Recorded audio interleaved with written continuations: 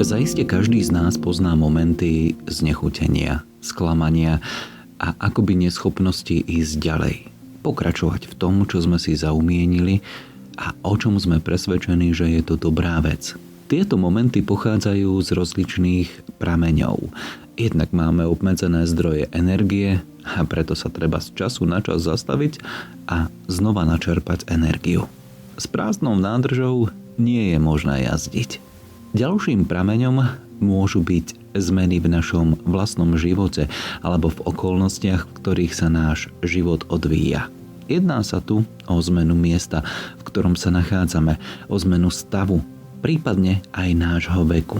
Pri dlhodobých rozhodnutiach treba aj s tým počítať. Napríklad s výzvami, ktoré prichádzajú povedzme so stredným vekom alebo s vekom seniorským či priamo s vekom staroby.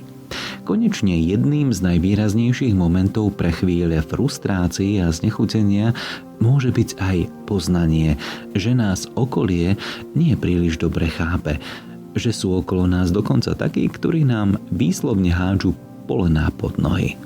Chvíľu to človek ťahá, avšak počase hlavne u tých slabších sa objaví pocit frustrácie, sklamania a znechutenia. Môže to prísť dokonca až tak ďaleko, že človek má chuť praštiť so všetkým a oddá sa zúfalstvu. Takýmto prípadom bol aj prorok Eliáš z prvého čítania dnešnej nedele. Všimnime si jeho príbeh. Prorok Eliáš bol človek, ktorý žil v ťažkých časoch panovania kráľa Achaba a jeho manželky Jezabel. Achab bol slaboch, jeho manželka bola zlou ženou a navyše hlboko odbojnou proti Bohu. A tak v krajine nastali dva problémy. Ľud sa pomaly začal odvracať od viery v jedného Boha a na obzore bol hlad spôsobený dlhým 3,5 roka trvajúcim suchom. A Eliáš vstúpi do tejto situácie. Vyzýva ľud, aby sa vrátil naspäť k viere v pravého Boha. Keďže ľudia boli zmetení, nevediac, kto je pravým Bohom, či Boh Eliáša, alebo bohovia pohanských kňazov, tak sa usporiadala skúška na vrchu Karmel. Eliáš vyhral a navyše rozpršalo sa.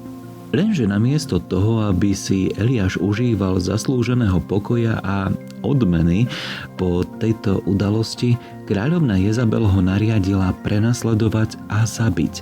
A tak musel utekať. A ako tak utekal, dostal sa do depresie, kedy si nežiadal už žiť, ale radšej to všetko z kratšieho konca skončiť. A tu prichádza k zásahu. Sám Boh zasahuje a vstupuje do jeho života cez anjela. Kto bol ten anjel? Niektorí komentátori Svätého písma hovoria, že to bol asi jeho sluha alebo niekto iný, kto ho doprevádzal. No je možné aj to, že to bola nadprirodzená bytosť. Anjel použil na pomoc Eliášovi niekoľko krokov. Nakoľko aj okolo nás je veľa ľudí, ktorí sú v podobnom rozpoložení ako Eliáš. A my by sme mohli byť Bohom povolaní stať sa ich anjelmi, ktorí by im pomohli z ich depresie sa dostať. Pozrime sa na kroky, ktoré použil anjel, aby sme sa z nich poučili. Prvým krokom bol jemný dotyk. Človek, ktorý je v depresii, nepotrebuje výčitky, kázne a provokácie. A to ani v prípade, keby človek za svoj stav bol výslovne zodpovedný, povedzme tým, že by vykonal niečo nerozumné alebo nepremyslené. Biblisti hovoria, že aj Eliáš do istej miery niesol zodpovednosť za svoj stav. Po poznaní, že Boh mu pomohol vyhrať nad pohanskými kňazmi, si počínal dosť sebavedomo. Dal dokonca pozabíjať pohanských kňazov, čo, ako hovoria niektorí, nemusel. A zdá sa, že práve toto spôsobilo, že sa dostal do nepriazne kráľovnej Jezabel, ktorá potom reagovala voči nemu zúrivo. Anjel mu však nič nevyčíta. Výčitky totiž deprimovanému človeku nepomáhajú, naopak privádzajú ho ešte do hlbšej krízy. Anjel mu daroval svoj dotyk. Podobne sa máme zachovať voči zlomenému človeku aj my. Dotknúť sa ho. Ten dotyk musí byť jemný Musí byť výrazom opory a spolucítenia a empatie. Človek v depresii potrebuje, aby ten iný anjel pri ňom sedel, bol s ním, vžil sa do jeho situácie. Ďalej anjel dal Eliášovi jedlo. Toto je to, čo potrebuje človek, ktorý je dole, jesť. Tu sa nejedná o fyzický chlieb, hoci aj ten je často na mieste. Tu ide o pokrm symbolický, niečo, čo živí toho človeka zvnútra. Láska, pozornosť, záujem. Druhým krokom bolo uistenie sa, že cesta bude dlhá. V skutočnosti bude trvať 40 dní a 40 nocí. Číslo 4 znamená v Biblii kompletnosť. 4x10 znamená kompletnosť 10 krát. A tu sa jedná o to, že často náš zásah do života zdeprimovaného človeka sa nedá vyriešiť jednorázovo. Ide o proces. Myslieť si, že zdeprimovanému človeku pomôžeme jedným slovom, prípadne rozhovorom, by bolo ilúziou. Cesta z depresie, ktorá je obyčajne výsledkom dlhodobej frustrácie, bude tiež dlhodobá. Človek musí počas nej často zmeniť štruktúru celého svojho bytia, prehodnotiť a preusporiadať priority a odstrániť zo svojho života zbytočnú bagáž. A tak je jasné, že takéhoto človeka bude treba doprevádzať, byť s ním jemne a nenápadne. Pokúšania, ktoré taký človek má, pokým príde znova k dobrému stavu, sú mnohé.